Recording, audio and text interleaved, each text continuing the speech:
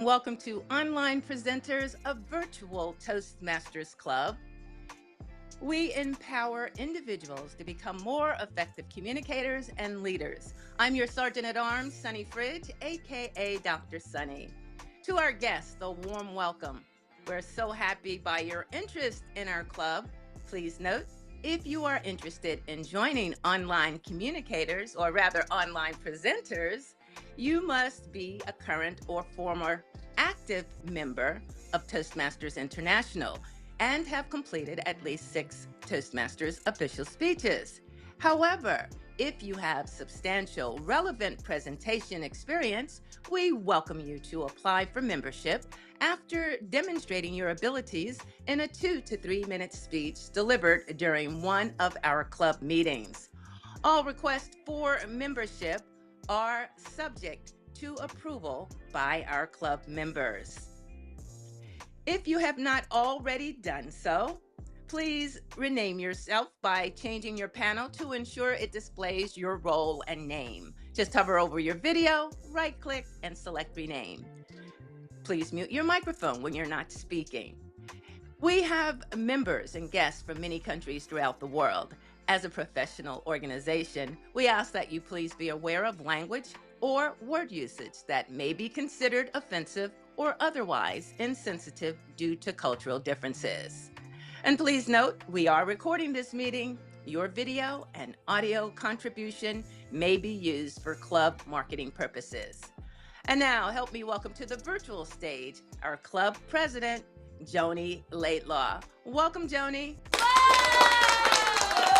Thank you, Madam Sergeant at Arms. It is with great exuberance today that I am going to be speaking about a site that I've heard of quite a lot, but never had somebody who's had direct association there to actually let me know exactly what is going to be happening in that spot. But today has a very special theme, and we look forward to having an amazing experience as we go through today.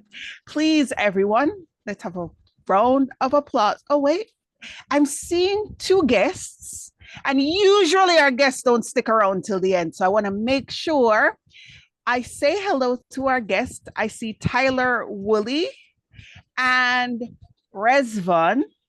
Just to state, would you like to be a part of our table topics today? And please make sure that you stick around until the end of the meeting so that we can get your feedback to know what you thought of our meeting for today. Is that a nod? That's a yes. We're agreeing. We'll stick around until the end. Yes. If you're really brand new, table topics means impromptu speaking, just responding to a prompt. I might have to leave early, but I'll see if I can stay. I really want to do the table topics. That sounds fun. Okay. Excellent, excellent. Looking forward to that for you both. So everyone, without further ado, please help me welcome our Toastmaster of the day, who will be taking us through some artistic designs. Distinguished Toastmaster Annie Martin. Round of applause. Make her feel welcome. Thank you so much, Madam President. Well, this is going to be an exuberant meeting, isn't it? I love that word because, hey, that's what Toastmasters brings out in a lot of people. Even if the people are naturally introverts, suddenly they get on a stage or a virtual stage and exuberance comes out. But I digress. And yes, the theme today is artistic design. But just before I get into that, I will introduce myself and say, especially to the guests, in case you haven't noticed, I am from Australia. So that's why my accent is the way that it is. And it is also maybe half of the reason why I have the Sydney Opera House behind me. You can see it there. I will show you in even more fullness. Woohoo! There it is, the Sydney Opera House. The other reason I have the Sydney Opera House behind me is because today is the day sunny. We can see you again and you exuberantly burst into the screen. Good on you. The other reason I have it there is because today is the day, the 20th of October, for you people who are not where it is the 21st of October, or it is in Australia, that the Queen came to open the Sydney Opera House back in 1973. And although the theme is artistic designs, mainly I am going to focus on the Opera House because there are a lot of lesser known facts about it. And if some of you people from overseas haven't yet been to visit it, I'm hoping that by the end of the meeting, you will be on the next cruise ship down and parking yourself in that harbour and then walking around to the Sydney Harbour Bridge because it is magnificent. So magnificent that in 2007, it was listed as a World Heritage Site. In other words, it's there for the whole world to enjoy, and enjoy it you need to do entirely. The design of it, this is what I want to talk to you about. How on earth did that design come up? They held a competition back in 1956, so way back in a conservative society. They said, what's your design for an opera house? And over 200 designs were submitted, and one guy from Denmark had the idea. And he got the idea from peeling an orange. He was sitting there having breakfast and he was peeling his orange in the quarters, and something happened to him. And that was, if I can just change my background, what happened was that he kept the orange in those sort of big shapes. It came off like that, and he went, oh, look at that. That could look amazing for a building. And in particular, it could look a bit like an orange, but it could also look like sails in the sunset. It could look like shells. It could look like beautiful things that you find in Sydney Harbour. So woohoo, that's where the artistic design came from.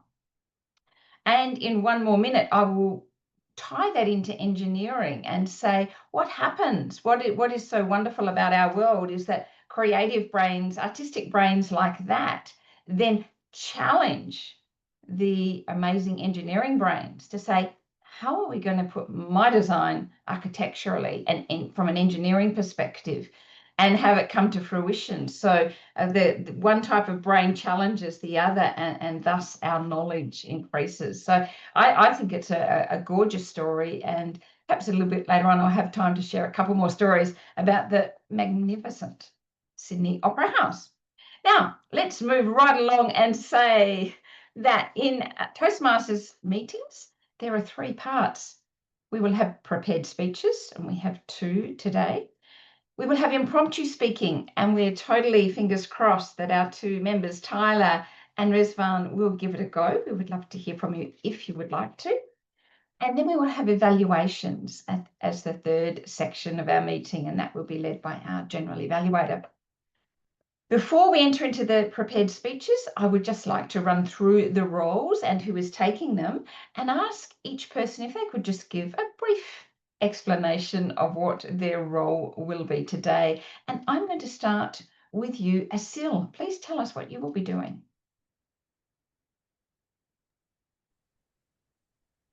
Fellow online presenters and dear guests, I'm your timer today, and I will be timing our exuberant speakers today in 3 sessions, in 3 exuberant sessions: prepared speeches, table topics, and evaluation session.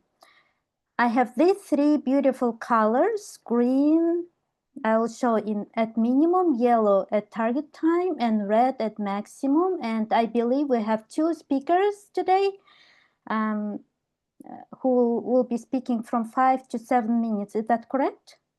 Correct. Correct. So 5 will be shown, at 5 will be shown green, yellow will be shown at 6, red will be shown at 7, and you have 30 seconds to wrap up. Table topics will be run from 1 minute to 2 minutes. Green will be at 1, yellow at 1 minute and 30, and red will be at 2 minutes. And you also have 30 seconds to wrap up. And last session, Evaluation, green will be at 2 minutes, yellow will be at 2 minutes and 30 seconds, and red will be at 3 minutes, and you also have 30 seconds to wrap up. And at the end of the meeting, when I'm called upon, and I will also be posting times in the chat, I will give my report. Back to you, Madam Toastmaster. Thank you. Thank you, Asil. We are in very good hands. Thank you very much. And now I'd like to hear from Sherry. What will you be doing today?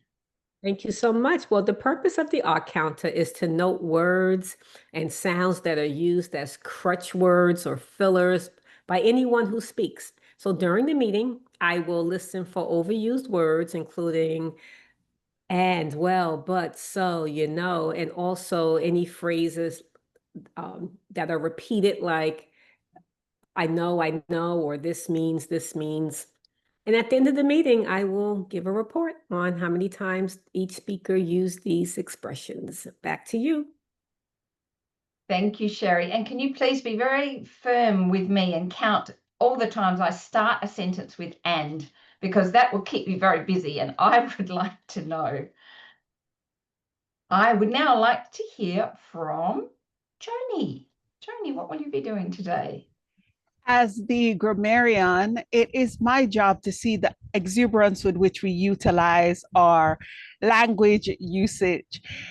I also introduce the word of the day, and the word of today for today is exuberant. It's a noun, the quality of being full of energy, excitement, and cheerfulness, ebullience, used in a sentence, a sense of youthful okay, tongue tie. My apologies. I'm having one of those kind of tongue tie days, a sense of youth, exuberance, or she was in awe and exuberance as she stared at the opera house. And I look forward to see how we utilize language today. Back to you, Madam Toastmaster of the day. Thank you very much indeed. Thank you, Joni. Marianne, tell us what you will be doing today. Well, today I'm doing a role I haven't done in a very long time. I will be watching you because I'm the watcher. And what I'm looking for is to see that you're framed properly, your backgrounds are appropriate, and that we're not doing things that are distracting while our speakers are up there working. So please remember, keep an exuberant expression on your face throughout the whole meeting because I'm watching you. Back to you, Annie. Thank you very much, Marianne. Jim, what are you going to be doing today? Oh, who knows, Madam Toastmaster, but as the We'd like to know. as the chat monitor this evening, I am going to be ready for this, monitoring the chat. I'm going to elaborate on that with a little bit of exuberance. I will be watching the chat throughout the meeting. I will be reporting to you anything that you might need to know and you're not keeping an eye on the chat, so I will do it for you. And at the end of the meeting, I will give a summary of the important things that showed up in the chat monitor. That's it. Thank you very much. You will be eavesdropping, I do believe. That's what you'll be doing. And I can see we have another guest. How wonderful. This is the third guest today. Mafusa, welcome. Lovely to see you here. You're very, very welcome. Good to be here. Thank you. Lovely. Now, can I move straight along to Graham Cairns? What are you going to be doing today, Graham? I will be running Table Topics. Now, for our guests, Table Topics is the impromptu speaking session of a Toastmasters meeting where I will give you a topic and you're asked to speak for between 1 and 2 minutes, which sounds like a terrifyingly long time, but also an incredibly short time. I love Table Topics. Not everybody does.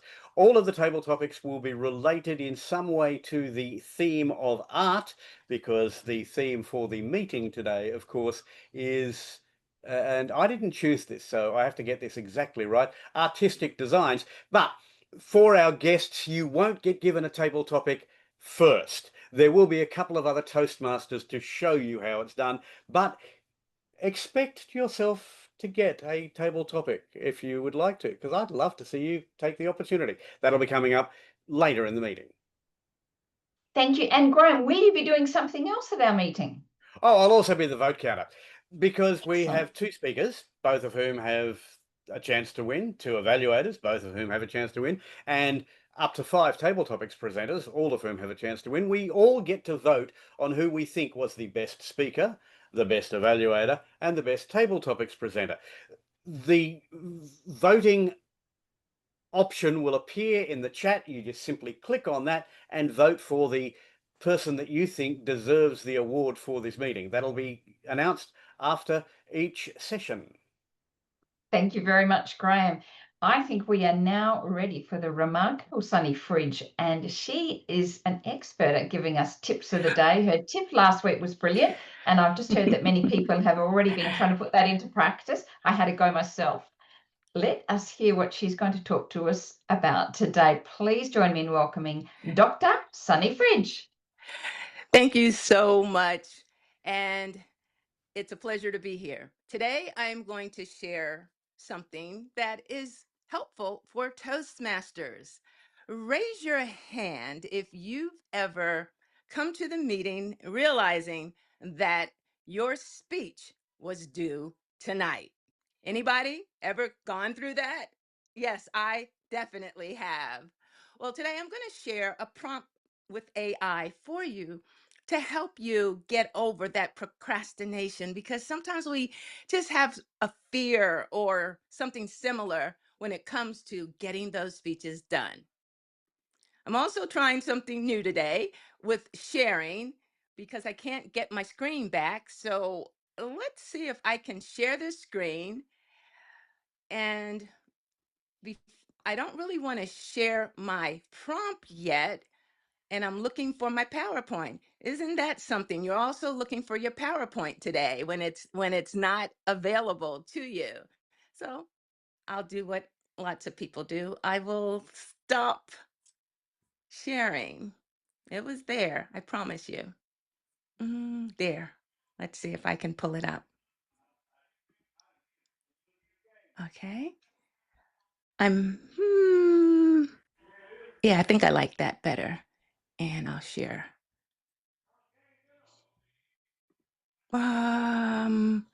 Accountability. Yeah, I think this is it, everyone. Thank you for your patience. All right, now I can actually do what I wanted to do. So my tip is how to turn ChatGPT into your personal accountability partner. Can you see the screen? I hate to ask this, but can you see many Toastmasters? Wonderful. Yes, I can see. So what happens is many Toastmasters procrastinate because they have overwhelm. They're not sure where to start. They have a fear of judgment. Oh my goodness, they may not like what I have to say, or maybe they're going to laugh at me. Or distraction. There's always pathways. How do I navigate this? I never did pathways before as a Toastmaster. Maybe I'll just look at my email or scroll and look at social media. Lack of structure or deadlines. Procrastination, nevertheless. So this 3-part prompt is going to turn your chat GPT into your accountability partner. It has 3 parts. Context. I've been stuck in a pattern of putting off blank. Then it has clarity. But I keep distracting myself with blank. And then there is guidance. Can you help me develop an actionable step-by-step plan with accountability checkpoints to keep me on track so that when I give my speech, it's going to be with exuberance? So that is where we are in just a moment. This is what I want to try. The context is I've been putting off writing my Pathways Level 3 speech. The clarity is, wow, I keep distracting myself by exploring other Pathways modules and just looking at them, hoping they'll give me inspiration. And there's guidance. Can you help me develop an actionable plan with accountability checkpoints? So that's what I'd like to do today. So now I want to share my screen and see what comes up. Hopefully everybody can see my screen with the AI ChatGPT. Yes, good. So here is the prompt I just put in. I'm now in our online presenters meeting. Let's test this prompt live so members can watch the results live. The context, again, I've been putting off writing my Pathways Level 3 speech.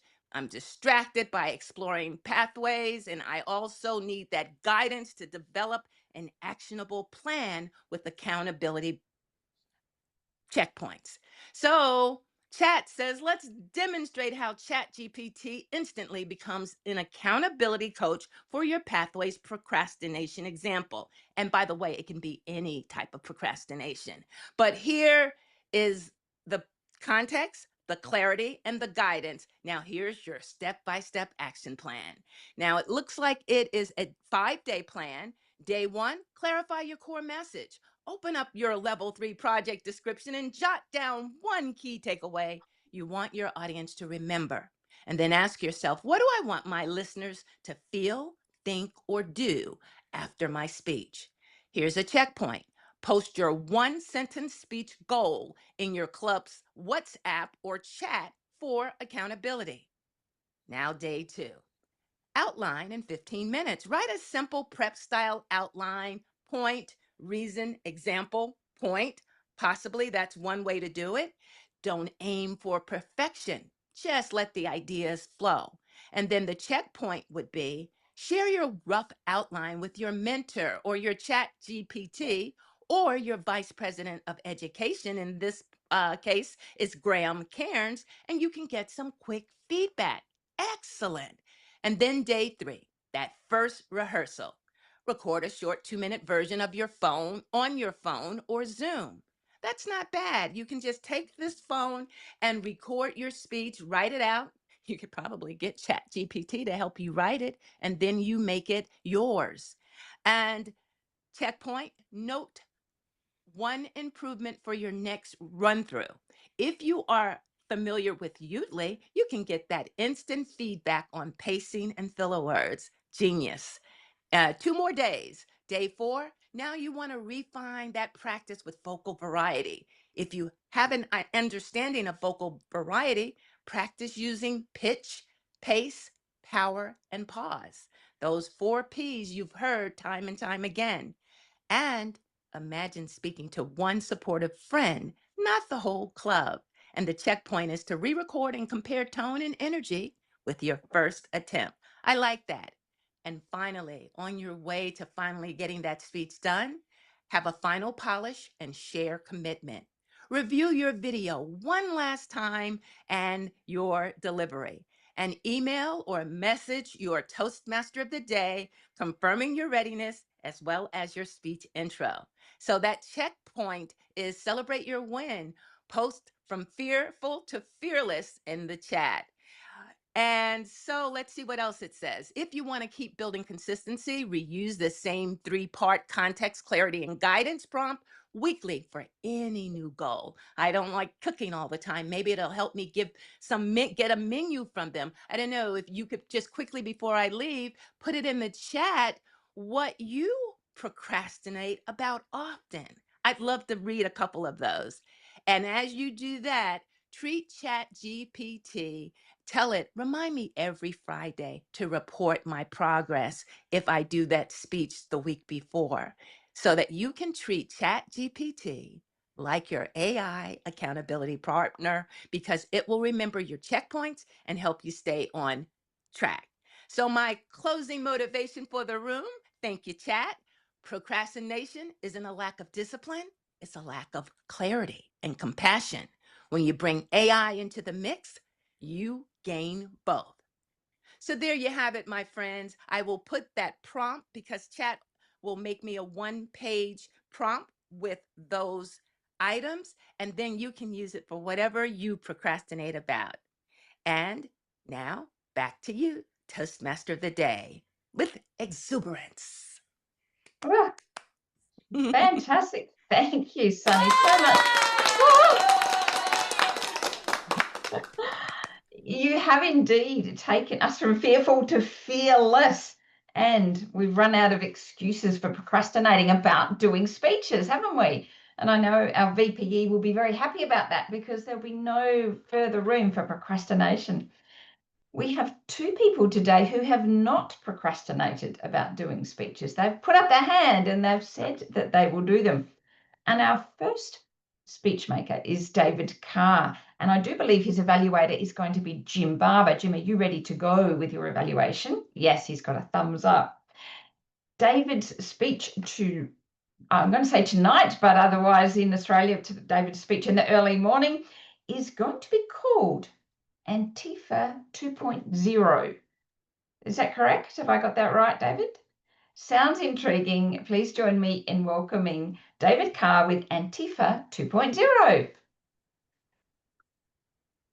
I went down to the demonstration to get my fair share of abuse. As the Rolling Stones pointed out so eloquently, you can't always get what you want. And I don't know whether this weekend's No Kings rallies in the US will produce what the 7 million Americans who participated in them want. But if you try sometime, you just might find that you get farther than if you didn't try. I went down to my local demonstration. My fair share of abuse was relatively minor. One person shouting an F-bomb out the window of a passing car, while most cars were either honking support or ignoring us, probably the majority of them ignoring us. If you're connected with me on Facebook, you may have seen a few Facebook Live posts I did encouraging people to join in. That was me trying to use my public speaking skills for something that I consider meaningful. There's a tradition in some Toastmasters circles that we don't talk about politics. Fellow Toastmasters, I hope I can speak about this respectfully to everyone and also make it intelligible to those of you who aren't in the US. The No Kings label is a callback to the American Revolution of 1776. It immediately made me think of the No More Kings episode of Schoolhouse Rock, which was a cartoon educational series that ran on American TV when I was a kid. In the Schoolhouse Rock version, the King of England blows raspberries at the American colonists when they complain about taxation without representation. Yeah. Because England had a representative democracy by this point. The colonists just weren't included. And so the singing and dancing cartoon colonists fight a revolution, kick the English army out of the country, and claim their freedom. My understanding of American history is a little more sophisticated than that, but I cling to an idealistic belief in what America should be, ought to be. Many other countries have copied the best elements of our system in their own pursuit of a more perfect union. However, we live in a time when many democracies are backsliding, not necessarily being overthrown by military juntas, sometimes just collapsing after voters give power to peoples and parties who promise easy answers at the expense of freedom. And Americans who go on social media to complain about a rising tide of fascism sound hysterical because in a true fascist dictatorship, they wouldn't be able to do so, or not without the secret police turning up on their doorstep.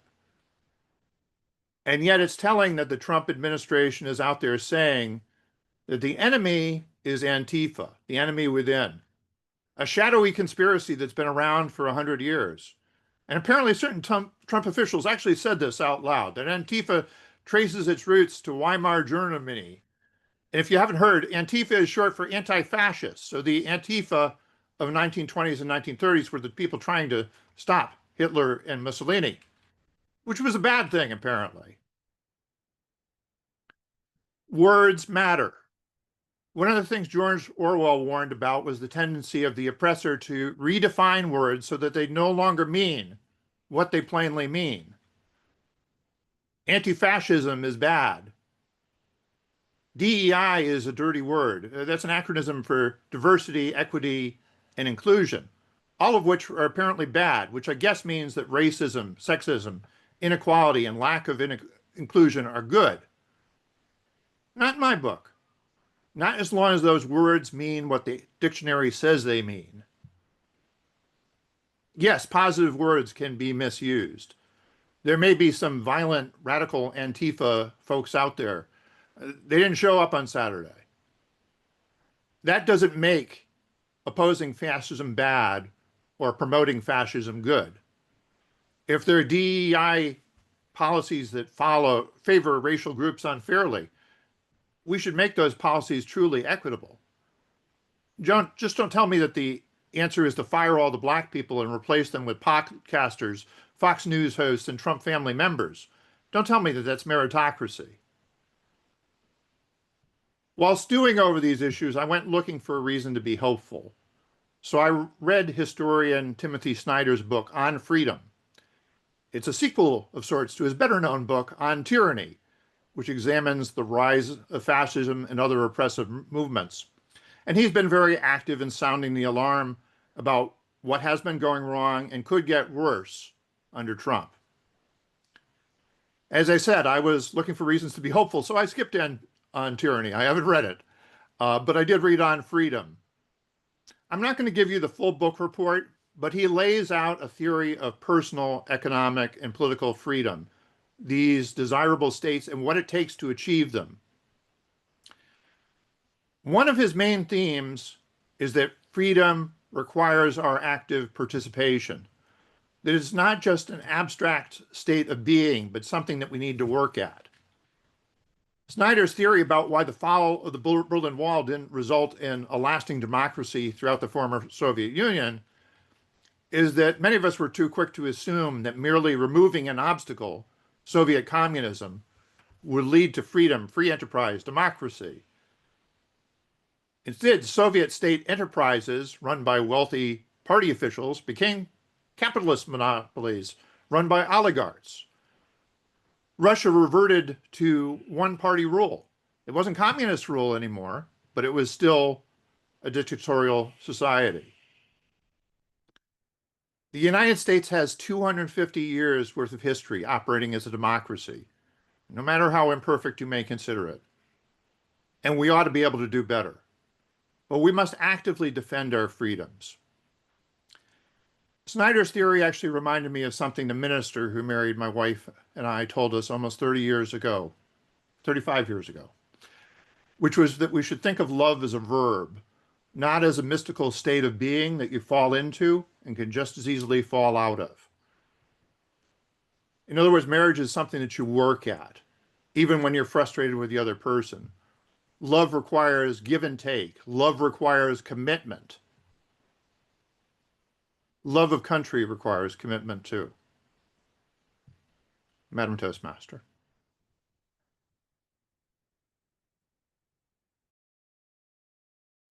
Thank you, David. What a thought-provoking speech. What a timely speech. I would now like to call upon our second speaker to be just about ready, but just before he is ready, Journey Laidlaw, you are evaluating, is that correct? Yes, I am. Great, you're ready to go. Kai will be delivering his first speech with online Toastmasters because he's only been a member for 1 week. So, woohoo, he's jumped right in, no procrastinating from him. And he will be presenting from Innovative Planning, Level 1, Mastering Fundamentals, Writing a Speech with Purpose. And in this speech, he would like to share a little bit about some secrets to compounding. And his speech this evening is called The Power of Compounding. Please join me in welcoming Kai with his speech, The Power of Compounding.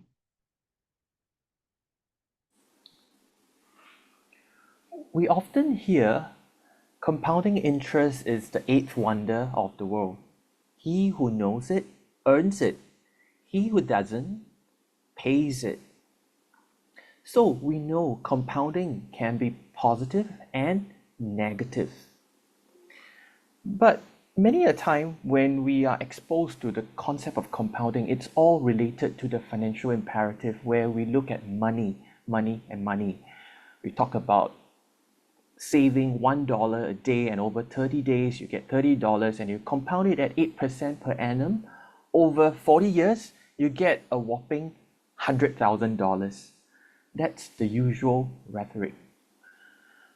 But did you know that compounding actually affects every single facet of your life?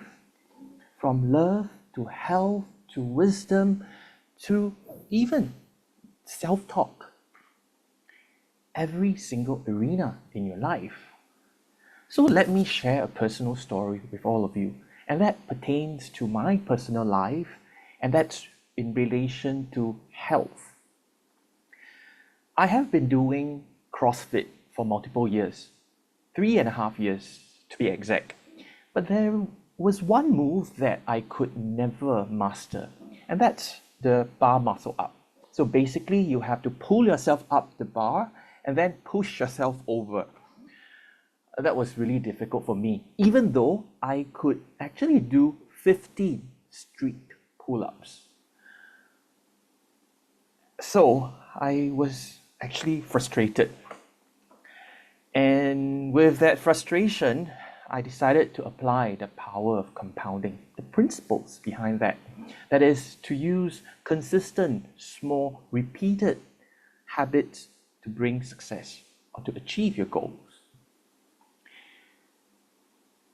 So I decided that after every CrossFit training, I'm going to just spend 5 minutes every time to practice bar muscle up, assisted with resistance bands, of course. So I started 5 minutes, 5 minutes, 5 minutes. But during this period, I also started observing and noticing what others were doing, especially those who were good at it. I was looking, and I noticed this guy called Glenn. He was always jovial, happy, and exhibited great exuberance. And I decided to reach out to him one day. I said, Glenn, can you share with me what's the tip for doing bar muscle up? And so, with his usual jovial and exuberant tone, he said, I also noticed you doing your bar muscle ups with those resistance bands. But they are no good. You should start using boxes, elevated boxes. And remember to take videos of yourself so you can observe your posture and make tweaks to your posture. Those were great tips. And I continued 5 minutes a day. And so over 1 week, 35 minutes, 2 weeks, 70 minutes, 3 weeks, 105 minutes, and 4 weeks, 140 minutes. And before I knew it, I did it. I did my first bar muscle up. I was so excited, so happy about it. And of course, that sense of triumphant, right? It was incredible. But the reason why I'm sharing this story with all of you is because the effects of compounding are profound, yet it is often overlooked. Warren Buffett once said, the chains of habit are so light to be felt until they become so strong to be broken. So I urge all of you to spend some time today to really think and examine your positive and negative habits. And after that scrutiny, just 5 minutes of scrutiny, if you found something negative or a habit that you want to change, yes, please act today and make sure that you actually change that, because the chains are still relatively light, and so at this particular point in time, you could definitely still break those insidious chains before they become too strong. But on the other hand, if you actually realize that there is a big goal that you really want to achieve, but you have fear or some anxiety about starting, don't be afraid. Don't procrastinate. Just take 5 minutes each day to work on that small habit, take that baby steps, and eventually you will be able to achieve greater success. So, with this, may I gift you the principle of compounding, and that may you actually reap the benefits of compounding. Good luck to all of you. Thank you so much. Back to you, Madam Toastmasters. Thank you, Kai. My gosh, so many takeaways in that. And it's those habits, just keep them going. And before you know it, the chains will be really strong. Really, really interesting. Thank you so much. Could I please have the timers report for the 2 speeches, please?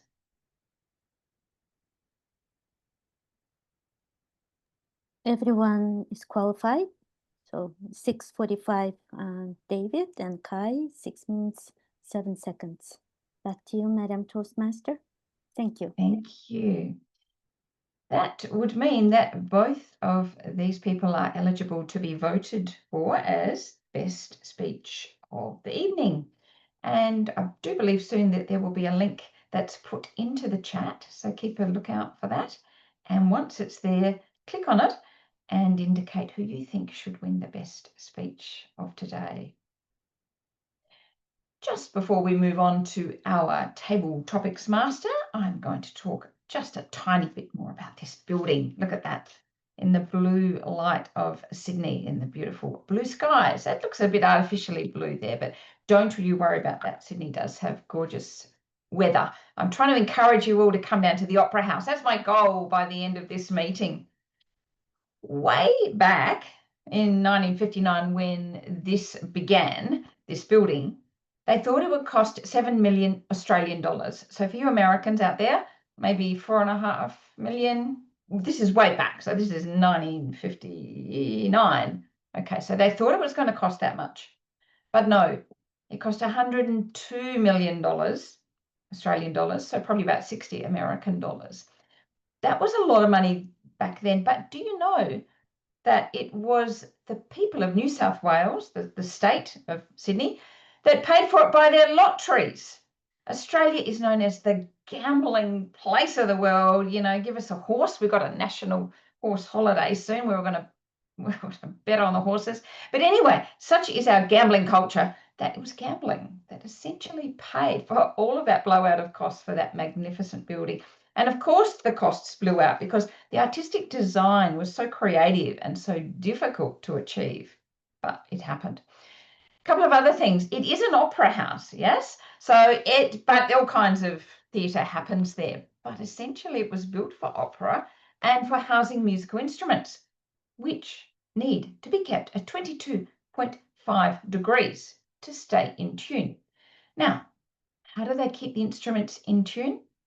There is water all around the Sydney Harbour, just where the Opera House is placed. It's on a sea of water, and they somehow use all of the water from the harbour in order to cool the whole building, to keep it at that exact temperature. Sounds like a great place to keep wine. I think it's got to be slightly cooler. But anyway, for the instruments, that works extremely well. So a lesser known fact.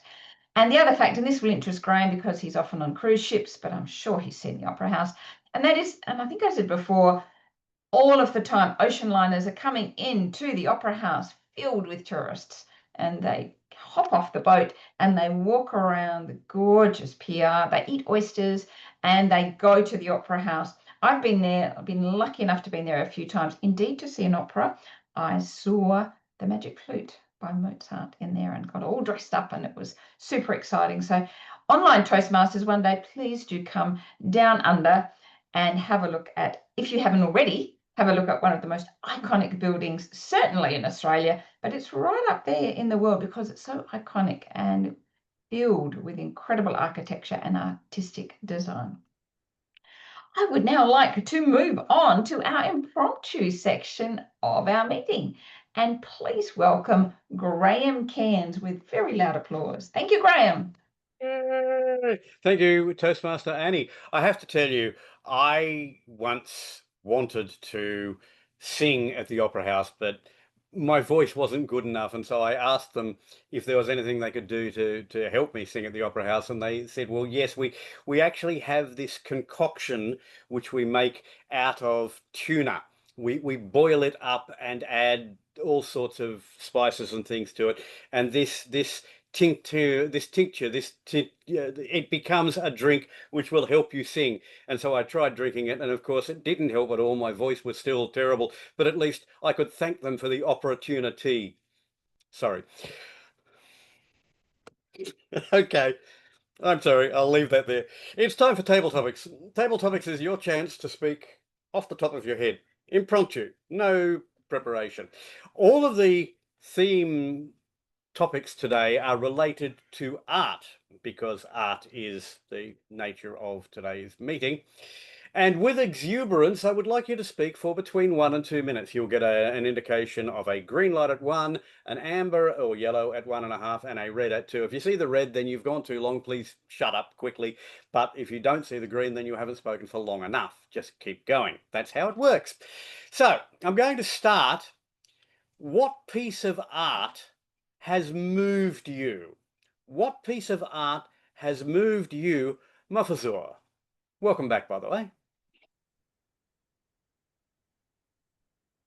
Thank you. And our topic master, what piece of art moved me? It's very thoughtful. And to me, the one that I remember is the artwork Mona Lisa. And with this, there's so many jokes out there. There's so many you can talk, all of you. But every time I come across from different artists, it brings different meanings. Of course, it has a lot more meaning when Mr. Picasso draw this.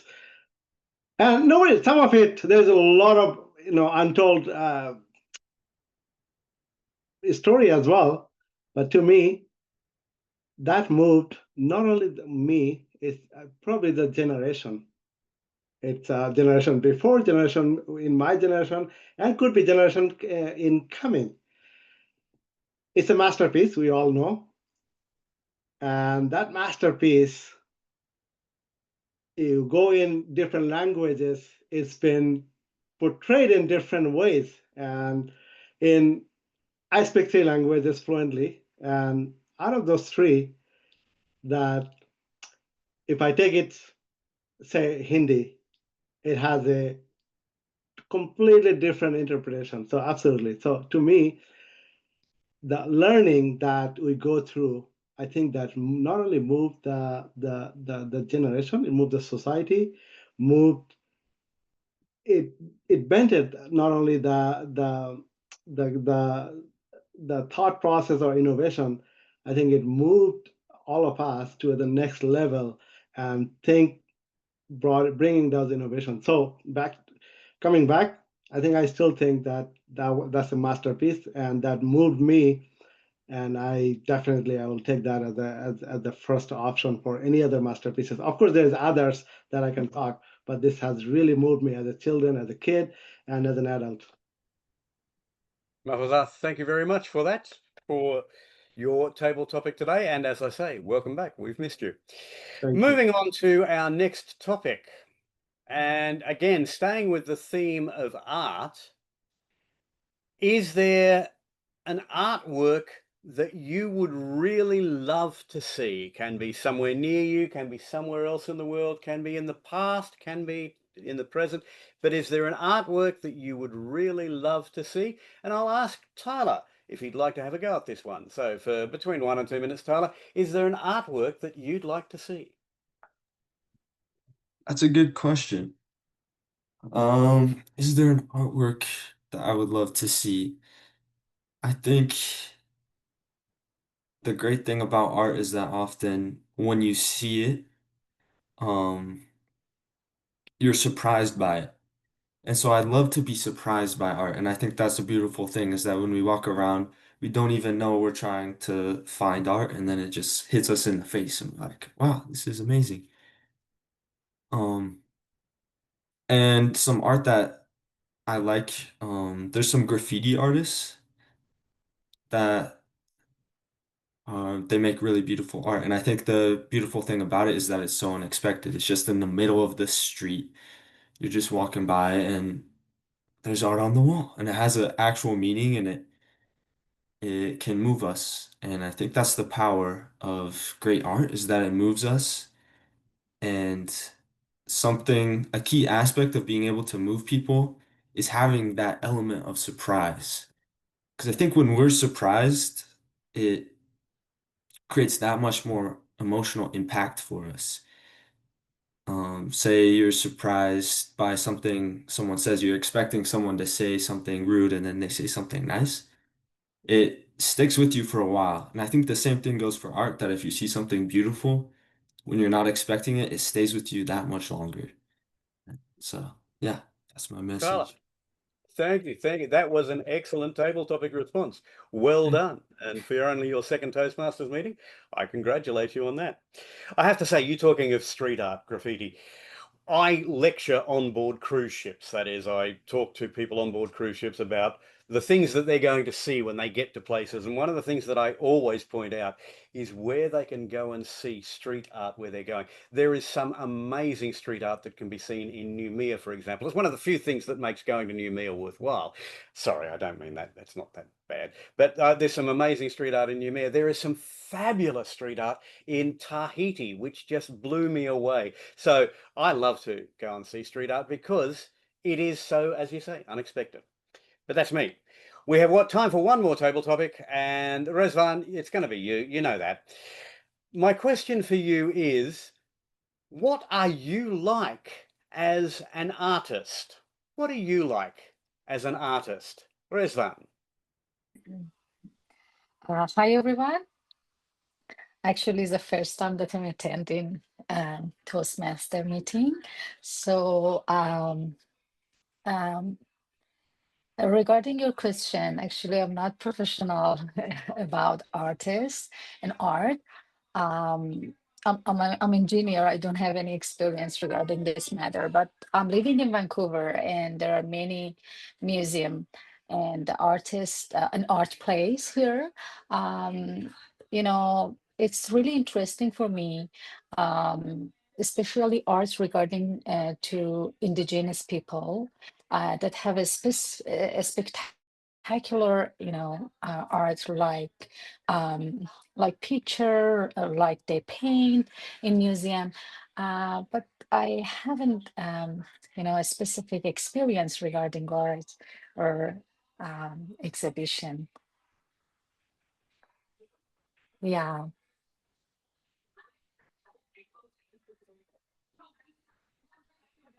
I can hear you. Sorry, I got trapped on a roundabout and I was trying to get back to the right screen. Thank you very much. Thank you for your contribution there, Rezvan. And again, thank you for taking part in Table Topics, particularly brave at your first meeting. Well done. Congratulations on all. Thank you In so fact, I'm much. going to say that all three of our, I don't know about timing, I don't care. I'm going to say that all three of our Table Topics presenters today are eligible. So keep an eye out in the chat for the vote for Best Table Topic Presenter as well. And on that note, I'll hand back to our Toastmaster, Annie. Thank you very much, Graham. How how wonderful to have three guests coming along to present at Table Topics. That was absolutely, didn't expect that. And didn't they all do really, really well? Really nice to hear from you all. That is just about all you're going to hear from me. Hopefully I didn't start too many sentences with the word "and," but later on in the evaluation section, I might find out. And to lead us through our general evaluation section is Andres Smolenko. And first of all, because I didn't ask you earlier, can you just explain briefly to our newcomers what you will be doing, and then do it with style and flair, which you always do. It's over to you, Andre. Yes, well, thank you very much, Madam Toastmaster of the Day, Annie. It was exuberant to hear your stories about Australian Opera House. Just made me wanting to go there one day. Right, for the benefits of guests and online presenters once more, I'll just quickly update you on my role. For today, I'm a general evaluator. My role is simple: to introduce two exuberant evaluators today who will be evaluating two prepared speakers who've spoken today already, and they will bring new value to the speeches. Also, after two evaluators finish speaking, we'll have a chat with some helpers, those people without whom this meeting would be virtually impossible. They would give their brief reports, and then I'll pass on the gavel. Hopefully we'll have some time to say a few words about how to improve the meeting, what went well, what can be done differently, and pass it on to our club presidents. That's my role for today. When I join Online Presenters, I join because to improve my public speaking, online speaking, but I stay because of the evaluations. To me personally, evaluation is the key for improvement. You can deliver as many speeches as you like, but if you don't get the right advice, evaluation, then you're probably wasting your time trying to improve. And to prove this point, I would like to introduce the first evaluator, who will be speaking, I believe, is 2 to 3 minutes, Asil, is this right? Yeah, between 2 to 3 minutes in order to qualify for the voting. So the first evaluator is Jim Barber, who will be evaluating David Carr prepared speech. Jim Barber, it's all yours. Thank you, Mr. General Evaluator. My fellow Toastmasters, our most welcome guests this evening or morning or whatever. David, you of course have spoken at Online Presenters many, many times, and I have evaluated you quite a few times. So I was expecting a great presentation this evening, and that was a very high bar that you were going to have to shoot for. You did not disappoint. This was not only a great presentation, I think perhaps this was one of, if not the best presentation that you have given. Let me tell you very quickly why I especially liked it. Let's start with your background, and that's not part of your speech per se, and yet it is so important. If you look around at the other members here tonight, most people have, excuse me, professional, designed, very nice, very picturesque backgrounds. Yours is not. Yours looks like it was taking place in a kitchen or something like that, and that was perfect for this speech. If you had done a formal one, it wouldn't have had the impact. You were speaking from the everyman position. You were just speaking from the common everyday person who was expressing his opinion. You had the American flag in the background, but other than that, it was just the sort of things that you would expect to normally see. This was perfect, the perfect background that you could have had. There's just no way to improve on that. Now let's get to your presentation itself. This was brilliantly written. It was well structured, it was well prepared, it was well designed, the vocabulary was excellent, you were prepared. Everything about the presentation worked. It was just fantastic. It was delivered beautifully. Normally, I compliment speakers on their conversational approach. I think I value a conversational approach. That would not have been appropriate tonight. You were relaxed, but you were not conversational. You were passionate. You were exuberant. And that came through. Again, a conversation wouldn't have done the trick, but this wasn't formal either. You weren't giving a speech, but you were moving beyond a conversation. You were giving an argument, a presentation, and that was so well done. I do have one suggestion for you. This is tricky, but I love the way that you were up close to the camera. That was great. But unfortunately, you were reading your presentation, and that meant that your eyes were slightly off to the side. And if the only way to fix that either would be to get your teleprompter more behind the camera so that you're looking more at the camera, or distance yourself from the camera so that the angle wouldn't be so obvious. It's a tough call because I like both approaches that you did.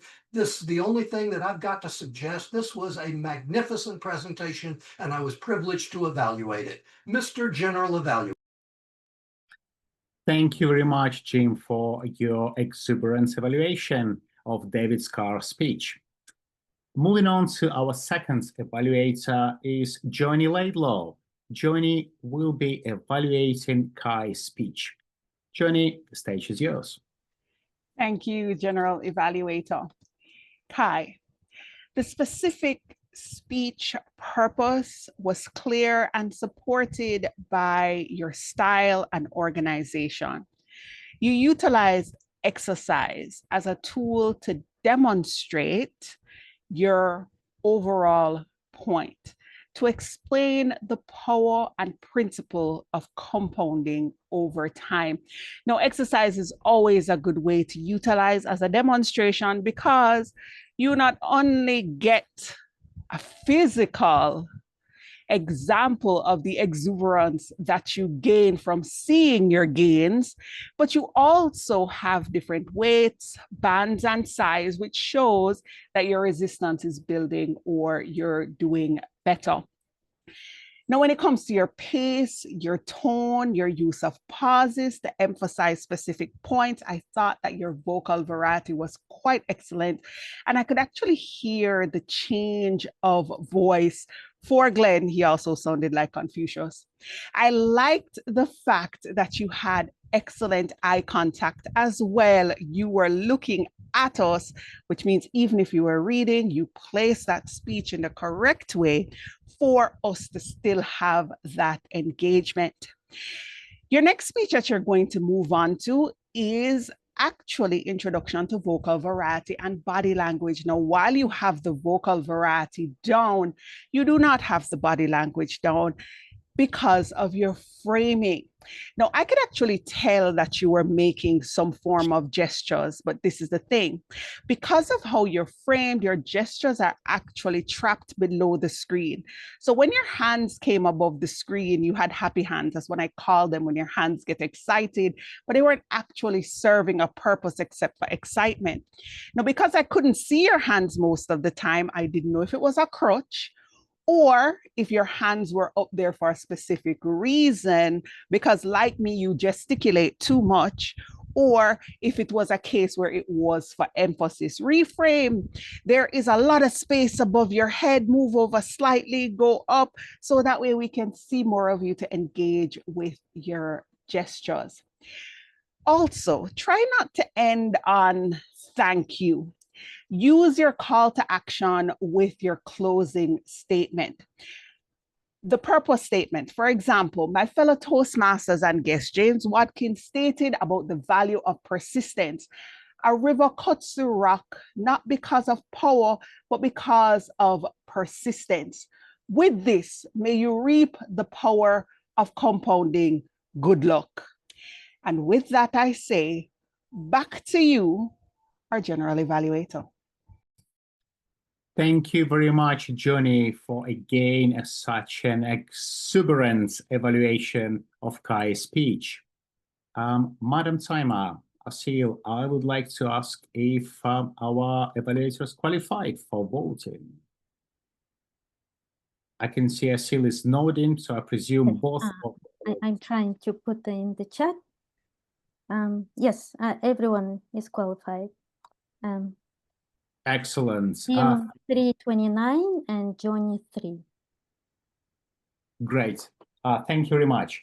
So that makes both our evaluators are qualified for voting. Please, I call upon you to cast your votes by clicking the link. That's our, I think Graham, put it in the chat. So please click the link and vote for your favorite evaluator. If you haven't voted yet, favorite table topic. If you haven't voted yet, your favorite speaker. So that will help our vote counter to decide the winner, because most of the meetings will have winners. We want to know who that will be today as well. Moving on to another exciting part of the evening, reports from beneficiaries, those very, very important people without whose help this meeting would be virtually impossible, to help and enrich us with more knowledge. And first, I would like to ask Sherry Blake to deliver your report on our counselor's role. Go ahead, Sherry. Thank you so much. And I have to say, you know, I tried my best to remember that I was the art counter, because sometimes I just get caught up in the talks and I forget I have a job. And so I did forget in some instances. So Annie Martin, I know you wanted me to tell you if you were using and to begin your sentence, and I don't know. But you did use ands, but I can't remember if you used them to start off your sentence. So what I would recommend that you do is go back to the replay. That'll tell you. Okay. Jim Barber, you did really well. The only thing that you did have were repeats of you were. Graham, I caught you saying and, so you had that repeat as well. Kai, you had an ah and a so and two so's. And I felt that your so's could have been eliminated. You could have used maybe not even have a transition word. So it wasn't bad to use it, but I just felt because you did use a lot of so's, some were appropriate, others I felt you could have left off. Andre, you had three ums. Marianne, I didn't catch anything. I don't even think you spoke today, so that's probably why I didn't catch anything. Sunny, you had a couple ahs, and you had an and that I felt wasn't needed. Tyler, you had ums and ahs, and you had a so. Resvan, you had quite a few ums and ahs, so that's something that you may want to look into. Oh, and going back to Tyler, because he did the same thing. You ended your talk with yeah. And then Resvan, you did the same thing. At the end, you said yeah. So I think you were finished, but you didn't know how to, in that moment, turn it back over, or I should say maybe end your talk. So you both said yeah. Mafusar, you had repeats of the, and that, and you had a couple ahs. Asil and Joni, I didn't catch anything. Thank you so much. Back to you, General Evaluator. Thank you very much, Sherry, our counter. And we're moving on to our grammarian, Johnny Rainer Laidlaw. And please try to keep your reports up to 1 minute because we are short on time. Johnny, is your report. I will speak. Overall, our use of language today was quite excellent. We used the word of the day 10 times. I did it twice. Marianne did it once. Sunny did it once. Kai did it once. Andrew did it twice. David did it once in the chat. Jim did it twice in the chat. However, there were missed opportunities. The exuberance of posting on social media. David, you could have inserted it in your speech there. Tyler, the exuberance of coming across graffiti just in your everyday life. Resvan, the exuberance of viewing Native American art. Jim, the exuberance of professional backgrounds tends to be a downfall with a speech like yours, which is why your background worked. In closing, I said it before, but it is memorable language. So for Kai, with this, may you reap the power of compounding. Good luck. Back to you, General Evaluator. Thank you very much, Johnny. And next, I'm going to call up on this virtual stage is our watcher, Marianne Grady. Well, of course, as usual, everyone was framed properly. Backgrounds looked terrific. And I do just want to remind everybody that you should probably close your screen if you're doing something on your desk, or if you're, I know I reach down and pet my dog sometimes, but if you're doing something, just close it down. Back to you, General Evaluator. Thank you very much, Marianne. A quite useful tip. I forget about it sometimes as well. And we're moving on to our chat monitor, Mr. Jim Barber. Take it away. Thank you, Mr. General Evaluator. I will be brief. Our chat was very lively this evening. The most exuberant thing, the most important thing was probably Dr. Sunny's handout, the background that she used for her incredible tip. I would strongly recommend that you download that. And frankly, it wouldn't be a bad idea to simply save the chat because that's so easy to do. 3 dots, save chat, end of the report. Back to you, Mr. GE. Thank you very much, Jim, for your splendid report. It was exuberant. Another one, exuberant. Before we move into the next very, very important person for this meeting is our vault counter, Graham Carnes. I would like to give a general evaluator observation on this meeting.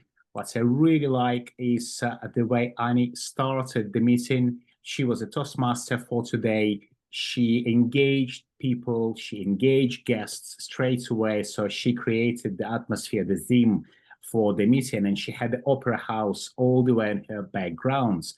We were in a safe, capable hands.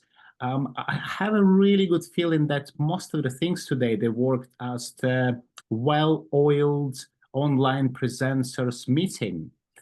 All the connections were fine, and we had a guest as well who participated.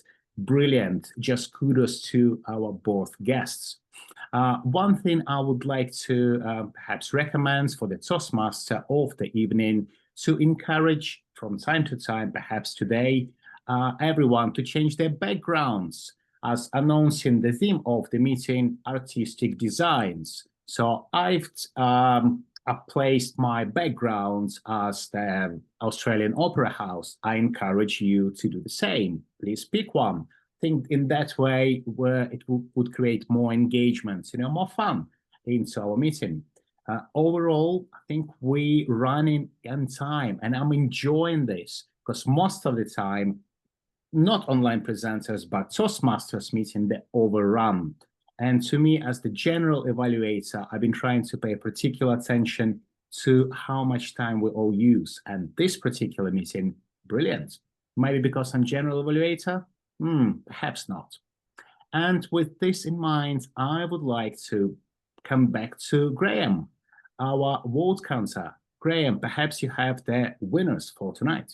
I do indeed, Mr. General Evaluator, and I am pleased to announce that every speaker tonight in the Best Speaker, Best Evaluator and Best Table Topics, every participant got votes. So that made this a bit difficult to work out, but the best speaker for this evening congratulates to Kai. Well done, David. Well done, Kai, for doing that. Well done. Our best evaluator tonight, Jim Barber. And our best table topic, he's gone, but Tyler got the vote for best table topic. So those were the winners of tonight's awards. Back to you, Mr. General Evaluator. Thank you very much, Graham. So we have winners. We almost concluded the evening, but before we do, I would like to pass the stage to our Toastmaster of the evening again, Annie. Thank you very much. Now, I do believe I very quickly pass it back to our president. Is that correct? Yes. I think that's all I'll do. So thank you so much for the wonderful general evaluation. Joni Laidlaw, as president, can you please round out the meeting? It's with great exuberance that I will quickly announce that, remember, next week we're having our special education feature, which will be led by Asil, and we will be having a special guest speaker who will be Colin Williams. So we're looking forward to this panel discussion with members from online presenters, and it's about, get this, humor with a purpose. Looking forward to seeing everyone there. Thank you to everyone who has renewed. Have to throw that in before I adjourn the meeting.